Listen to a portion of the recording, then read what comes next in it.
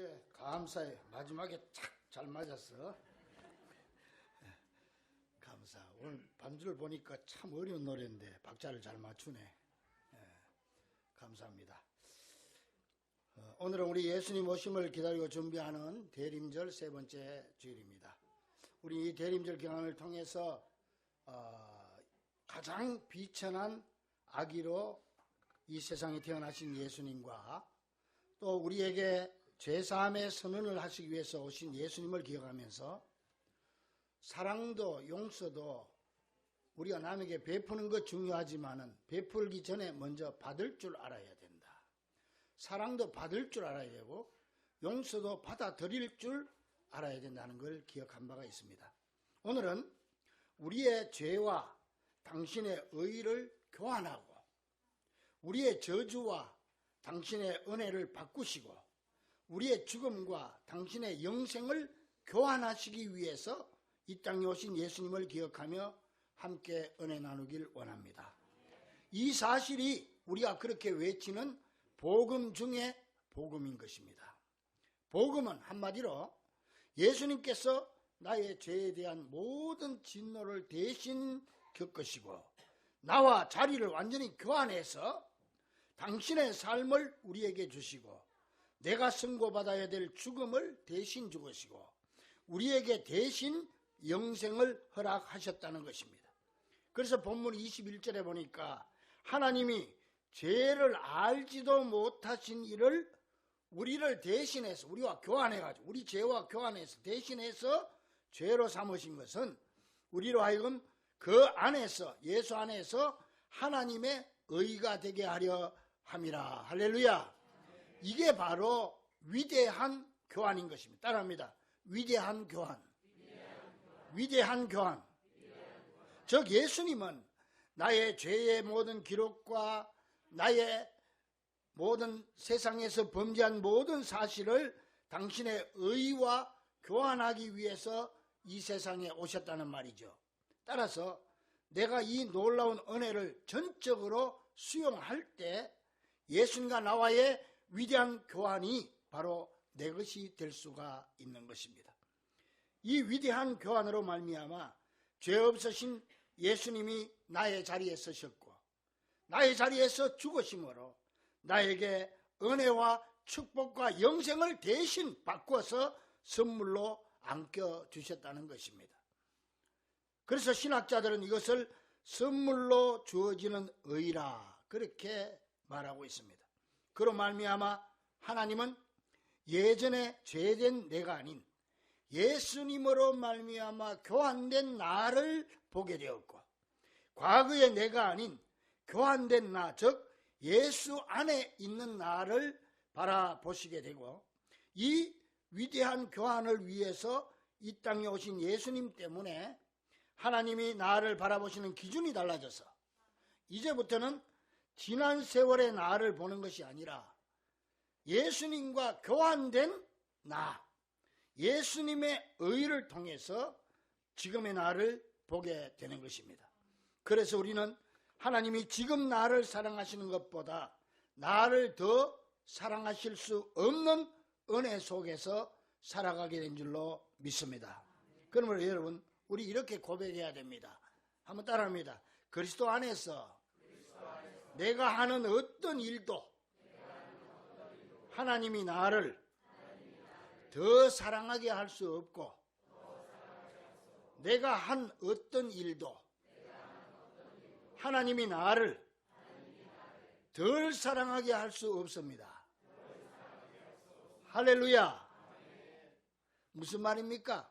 내가 아무리 뭘 노력을 해도 하나님이 나를 더 사랑하게 할 수 없어. 왜? 이미 하나님은 나에게 100% 사랑을 베풀어 주고 계시기 때문에 더 이상 받을 수 없을 정도로 가득 채워주셨고 내가 또 좀 실수하고 넘어진다고 하나님이 그 사랑을 좀 빼가는 그런 하나님의 사랑이 아니라 그 말이죠. 근데 문제는 뭐냐면은 이 마르틴 루터의 말대로 행위로 얻는 의, 즉 우리의 행위에 따라서 우리에 대한 하나님의 사랑을 결정짓는다. 다시 말하면 우리 인간의 마음속에는 자꾸 그런데 그 말씀보다 그래도 내가 좀 잘하고 예배 좀 잘 참석하고 뭐 내가 좀 성실하게 신앙생활하면 하나님 나를 더 사랑하는 것 같고, 내가 조금 또 게으르거나 그러면 하나님이 나에게 좀 멀어진 것, 하나님의 사랑이 좀 멀어진 것 같고, 이런 생각이 자꾸 나잖아요. 이거를 마르틴 루터는 유전적 성향에 의한 죄다, 그렇게 유전적인 죄다, 그게 죄라는 거예요. 여기에 우리 인생이 치우쳐 있는 거라는 말이죠.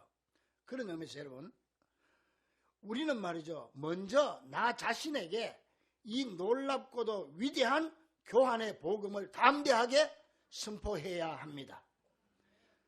최 목사야, 하나님의 너를 향한 하나님의 사랑은 100% 지금 베풀고 있다.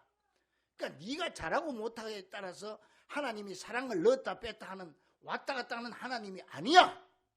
그걸 믿어. 내가 나 자신에게 선포해야 되는 거예요. 여러분도 여러분 자신에게 선포하기를 간절히 축원합니다. 하나님의 사랑이 여러분의 행위에 따라서 왔다 갔다 하는 게 아니라는 거예요. 이미 우리 주님은 이 땅에서 우리에게 100%의 사랑을 베풀어 주고 계시기 때문에 더 이상 사랑받을 수 없을 만큼 우리는 받고 있다는 거죠. 그래서 다윗은 시편 62편 8절에서 백성들아 시시로 그를 의지하고 그 마음에 너의 마음을 그 앞에 토하라. 그는 우리의 피난처시로다. 시시로 그를 의지하라. 이 말은 무슨 말이냐? 이 다윗은 시간마다 하나님이 날 사랑하는 거야. 난 하나님의 자녀야. 난 하나님의 사랑받는 자야. 내가 때로는 넘어졌고 실수할 때도 하나님 나를 버리지 않아. 하나님의 사랑은 내가 넘어진다고 그냥 내팽개쳐버리고 좀 잘한다고 그냥 끌어 안아주고 그런 하나님이 아니야. 이걸 다윗은 시시로 자기가 자기 자신에게 선포했다는 말이에요. 그러므로 여러분, 악한 사탄 마귀는요, 항상 우리의 이 위대한 교환을 못 믿게 하고 우리의 행위로 나를 평가하게 만들므로써 우리로 하여금 낙심하게 만들고 죄책감에 사로잡혀서 포기하게 만드는 것입니다. 여러분, 믿기 어렵겠지만 사탄은요, 우리가 우리의 죄를 깨닫는 것을 아주 좋아합니다. 그리고 여러분이 여러분의 죄에 아주 엉들려가지고 깊이 깨닫고 괴로워하는 걸 사탄은 좋아하는 거예요. 그래서 요한계시록 12장에 10절에 보니까 사탄의 이름을 참소하던 자로, 참소한다고 하는 말은 헬라어로 호카테이론이라고 하는데, 이 말은 고소하다, 책망하다, 고발하다, 그 말이에요.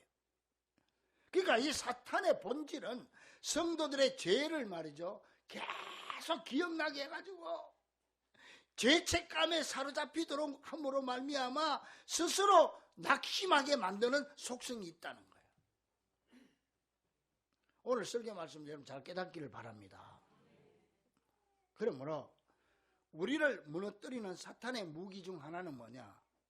우리가 하나님의 은혜로 하나님의 사랑받는 자녀가 되었다는 사실을 거부하게 하고 우리 자신의 행위에 기준을 두게 하는 것입니다.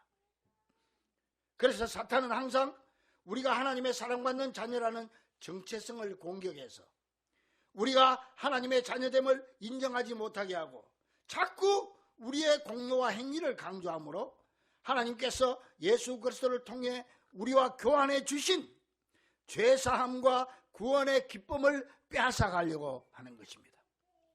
사도 바울도 한때 이 문제로 고민에 빠졌을 때가 있습니다. 사도 바울이 예수 믿고 초창기에 그런 게 아니에요. 오래 믿고 복음 열심히 전하다가 탁 여기에 걸린 거라. 그래가지고 로마서 7장 12절에 19절에 보니까 내가 원하는 바 선은 행하지 아니하고 도리어 원치 아니하는 바 악을 행하는도다. 내가 선을 행하려고 노력하지만 내 속에 다른 한 법이 있어가지고 나를 이끌어가는구나. 죄악 가운데 나를 이끌어가는구나. 그래서 가슴을 치면서 오라, 나는 공고한 사람이로다. 누가 나를 이 사망의 몸에서 건져줄 수 있겠나. 한탄을 한 거예요. 우리도 신앙생활 하면서 집사되고 권사되고 다 됐는데도 내가 이렇게 내 자신을 볼 때 왜 이렇게 변하지 않고 내가 옛날이나 지금이나 똑같고 왜 내가 이런 상태인가? 나도 가슴을 치면서 한탄할 때가 있잖아요.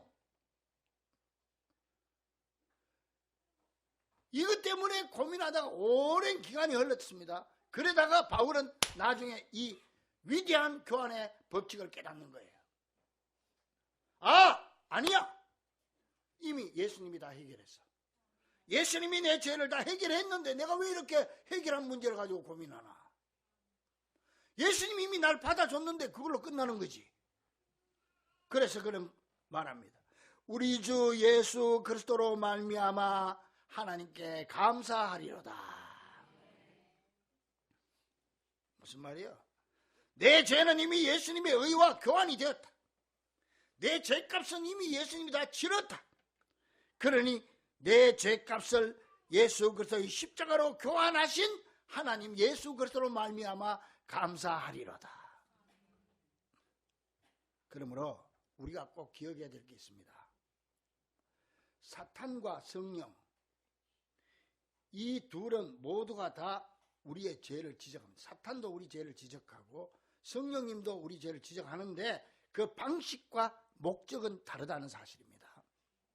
사탄은요, 우리의 행위에 중점을 두게 해가지고 우리가 하나님의 사랑받는 자로서 이미 위대한 교환을 실행한 사람이라는 정체성을 무너뜨리고 의심하게 만들고 우리 신앙에 혼란을 주는 거예요. 내 같은 것이 어떻게, 내가 어떻게 하나님의 자녀가 될 수 있냐? 나는 왜 이래? 사도 바울처럼 오라 나는 공고한 사람이로다. 내가 원하는 선을 행치 않고 원치 않는 악으로 나를 자꾸 이끌어가는구나. 그렇게 빠질 때가, 이걸 이렇게 만드는 게 이게 사탄의 역사예요. 그래가지고 아이고 나는 안 돼. 그러나 포기하게 만드는 거예요. 결국은 절망하게 만들고. 근데 성령님은 말이죠, 이 놀랍고도 위대한 교환을 받아들이게 함으로써 내 믿음 위에서 나의 행위를 새롭게 세워갈 수 있도록 도와주시는 분인 줄로 믿습니다. 괜찮아. 너는 원래 그런 건 줄 내가 알고 너를 선택해서 힘내. 넘어지는 거 원래 괜찮은 거야. 다시 일어나면 되는 거야. 자꾸 우리로 하여금 새 사람으로 만들어가는 거야. 사탄은 같이 깨닫게 해가지고 사탄은 포기하게 만들지만은, 낙심하고 절망하게 만들지만은, 성령님은 그래도 괜찮아. 격려해서 우리로 하여금 계속적으로 하나님을, 예수 그리스도를 닮아가는 모습으로 변화시켜가는 것이 할렐루야. 요게 다른 거란 말이에요.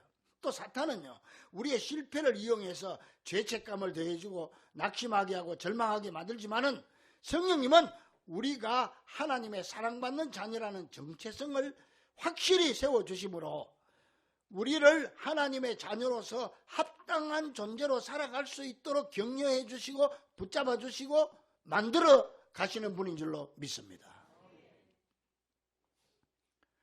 그래서 사탄은 항상 내 마음속에서, 야, 네 자신을 봐.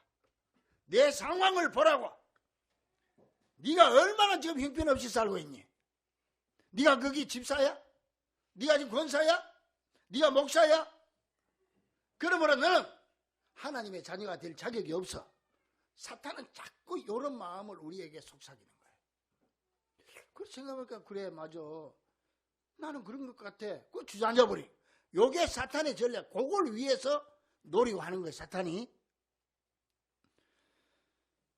그래서 이 위대한 교훈을 받아들이지 못하게 합니다. 그러나 예수님은 아닙니다. 예수님은 넘어진 우리를 보고, 아니야, 너는 내 사랑하는 아들, 딸이야.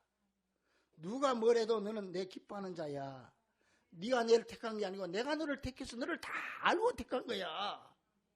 내가 그걸 위해서 이 땅에 와서, 그러니 이제부터는 너는 하나님의 자녀답게 살아. 내가 도와줄 테니까 일어나. 할렐루야. 주님은 그렇게 말씀하시다. 이게 위대한 교환이에요. 그렇다면 여러분, 우리는 지금까지 누구의 음성에 귀를 기울여 왔으며 앞으로 누구의 음성에 귀를 기울이며 살아갈 것입니까? 다시 말하면 하나님의 이 위대한 교환을 그대로 믿고 받아들일 것입니까? 아니면은 이 위대한 교환을 받아들이지 않을 것입니까? 어느 목사님께 딸이 둘이 있었어. 4살짜리하고 6살짜리.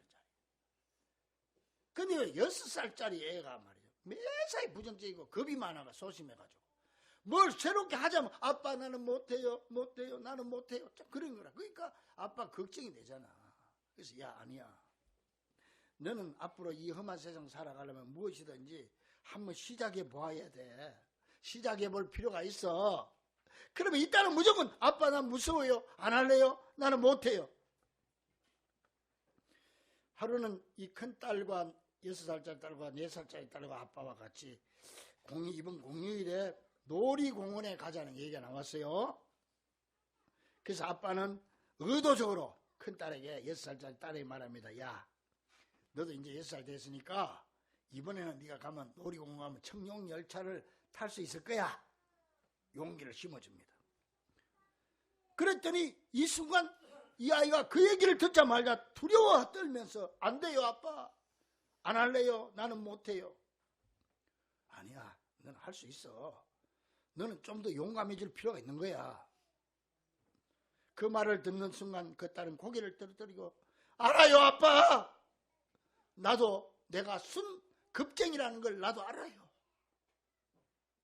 그리고 눈물이 걸성거립니다. 이 모습을 바라본 아빠는 약간 짜증난 말투로 맞아 너는 가끔 급쟁이 같을 때가 있어. 그런데 용감해지지 않으면 인생을 헤쳐나갈 수 없는 거야. 야단치듯이 당당하게 얘기를 했습니다. 그 큰 딸은 고개를 푹 숙이고 눈물을 걸성이고 있는데 옆에 가만히 듣고 있던 4살 외기 동생이요. 그 순간에 언니 손을 꼭 잡으면서 아니야 언니는 겁쟁이가 아니야. 언니는 누가 뭐라도 내게 큰 언니인걸. 그래서 언니를 위로해 주는 거야. 이때 이 목사님이 몽둥이를 한 대 얻어맞은 것 같은 충격을 받았어요. 아하 그렇구나. 이 4살짜리 애가 하는 말이 성령의 음성이고 나는 사탄의 말을 했구나. 사탄의 말. 비판하고 평가하고. 응? 여러분 사탄은요 속이는 영이기 때문에 항상 자기 음성을 성령의 음성으로 착각하게 만듭니다. 사실 여러분 예수님 공생의 시작하기 전에 40일 금식기도 했을 때 금식기도 하거나 능력이 충만했는데 이때 사탄이 착 달아붙었잖아요. 여러분 열심 낼 때 사탄은 더 긴장합니다. 그래가지고 지금 우리 교회도 건축지 마무리 단계 있을 때 사탄이 지금 어느 쪽으로 역사할지 몰라. 여기에 멍청하게 있다가 붕어처럼 밑값 털썩털썩 물지 마세요. 예수님도 40일 금식기도 하고 나니까 사탄이 착 붙어가지고 하는 거예요. 이 사탄이 강교하고 거짓이요. 심지어는 성경 말씀까지 들먹이면서 예수님을 시험했잖아요. 예수님한테 성경 말씀 갖다 대면서 이사야서 말씀 갖다 대면 너 이렇게 성경 있지 않냐 너 이대로 해 그랬잖아요. 그런 놈이 사탄이요. 여러분 사실 우리는요 정죄하는 음성에 너무나도 익숙해진 나머지 사탄적인 소리를 성령의 말씀으로 오해할 때가 많습니다. 응? 사탄은 우리에게 말합니다. 야 그만해. 그 정도면 됐어. 그 정도면 잘한 거야. 그만하라고. 도대체 너 왜 그러니? 당신이라는 사람은 정말 끔찍하구나. 지금은 때가 아니야. 그건 그만한 생각이야. 이런 마음을 자꾸 우리에게 심어줍니다. 여러분 그런 마음 그 음성을 들은 적이 있을 거예요. 그런데 여러분 하나님은 절대 우리에게 그렇게 말씀하지 않습니다. 성령님은 언제나 변함없이 우리에게 속삭입니다. 김집사야 이집사야 내가 너를 만들었고 내가 너를 잘 알고 불렀단다. 그래서 너의 모든 죄는 내가 가져가고 내 의를 너와 교환했지 않니? 그러니 걱정하지 마라. 내가 지금보다 너를 더 많이 사랑하기란 불가능하단다. 그러니 하나님의 자녀로 살아라. 기쁨으로 살아라. 그래서 내가 이 세상에 온 거야. 믿습니까? 이 교환을 위해서 예수님이 이 땅에 오셨다는 거예요. 이게 복음이고 이런 삶이 바로 복음적인 삶인 줄 믿으시기를 바랍니다. 우리는 가늠하다가 현장에서 잡힌 여인의 이야기를 잘 알고 있습니다. 자, 다 생략하고 예수님이 그 여인에게서 뭐라고 했어요? 요한복음 8장 11절에 보니까 나도 너를 정죄하지 아니하노니 가서 다시는 죄를 범하지 말라. 잘 생각해 보세요. 우리가 예수님의 이 말씀에서 주목해야 될 말씀은 뭐냐 하면은 예수님께서 이 여인에게 하신 말씀의 순서입니다. 순서. 이 말씀을 묵상해 보면 예수님의 말씀은 용납이 먼저 왔고 그 다음에 명령이 그 다음입니다. 용납이 먼저 왔고 명령이 그 다음입니다. 그 예수님은 먼저 나도 너를 정죄하지 아니하노니 용납합니다. 그러고 나서 가서 똑같은 죄를 또 범하지 마라. 그렇게 말씀합니다. 근데 우리는 대체로 어떻게 이야기합니까? 예수님과 거꾸로 얘기합니다. 보세요. 예수님은 먼저 용납한 다음에 가서 다시는 죄를 범지 마라 그랬습니다. 근데 우리는 뭐라고 합니까? 거꾸로입니다. 내가 가서 다시는 죄를 범지 않는다면 하나님이 너를 용서해 줄 거야. 예를 들겠습니다. 자식이 잘못했을 때 우리는 뭐라고 합니까? 너 앞으로 다시는 그런 짓을 안 하기로 약속할 수 있지? 그러면 내가 이번 일 용서해 줄게. 그러죠? 근데 예수님은 그렇게 얘기 안 해요. 예수님은 내가 이미 너를 다 용서했어. 그러니까 앞으로는 이런 짓을 하지 마라. 완전히 다른 얘기예요. 따라서 이 여인에게 하신 예수님의 말씀은 자신이 올바르지 못한 행위로부터 완전히 자유를 얻게 하는 보증이 되었을 것입니다. 이 여인은 그 자리에 그래! 나는 이미 예수님이 용서한다고 했어. 용서를 받았어. 이미 용납하셨어. 그러니 이제부터는 내가 올바로 살아야지. 올바로 살아야 용납해 준다는 얘기 아니에요. 용납했으니까 올바로 살아라. 여러분의 행위 때문에 하나님의 자녀가 되는 거 아니에요. 하나님의 자녀가 됐으니까 자녀답게 살자는 거지. 할렐루야. 그래서 조엘 오스틴 목사님은 이렇게 말했어요. 하나님의 자비가 감당할 수 없을 만큼 큰 잘못은 없다. 그분은 두 팔을 활짝 펴고 계신다. 무슨 말이야? 하나님의 넓은 가슴은 품지 못할 죄가 없다. 하나님의 자비로 감당할 수 없을 만큼 큰 잘못은 없다. 용서를 다 이미 이루어 놓았으니 그냥 안 끼기만 하면 된다. 그 말이지. 그러므로 여러분, 하나님이 우리를 당신의 사랑받는 자녀로 인정해 주셨다는 것은 하나님이 그냥 선물로 주신 위대한 교환이지 우리의 행위에 대한 보상으로 주어지는 것이 아니라는 사실을 명심할 수 있기를 간절히 축원합니다. 즉 나를 향한 하나님의 사랑과 용서는 나의 어떤 행위에 대한 보상이 아니라 이건 마귀가 주는 생각이에요. 그냥 나를 향한 하나님의 사랑의 능력이라는 말이에요. 이건 그냥 받아들이면 되는 거예요. 그래서 이제부터는 그냥 예수 안에서 생각하고 예수 안에 사랑하면 되는 거예요. 사랑하는 우리 중보 가족들이요, 하나님은 지금 이 순간에 나를 사랑하시는 것보다 나를 더 사랑할 수 없다는 사실을 기억합시다. 이미 나를 향한 하나님의 사랑은 100% 주어졌고 예수님이 이 땅에 오심으로 말미암아 그 놀랍고 위대한 교환이 이미 이루어졌음을 잊지 말고 먼저 나 자신에게 이 놀라운 복음을 선포할 수 있기를 바랍니다. 이 사실을 믿음으로 아멘하기를 바랍니다. 믿어지지 않는 내 마음, 악한 사탄 마귀가 의심을 던져주는 이 마음에 이 복음을 먼저 선포할 수 있기를 바랍니다. 최 목사님, 네가 믿어라. 김 집사, 이 집사 이거 믿어야 돼. 이 위대한 교환을 받아들여.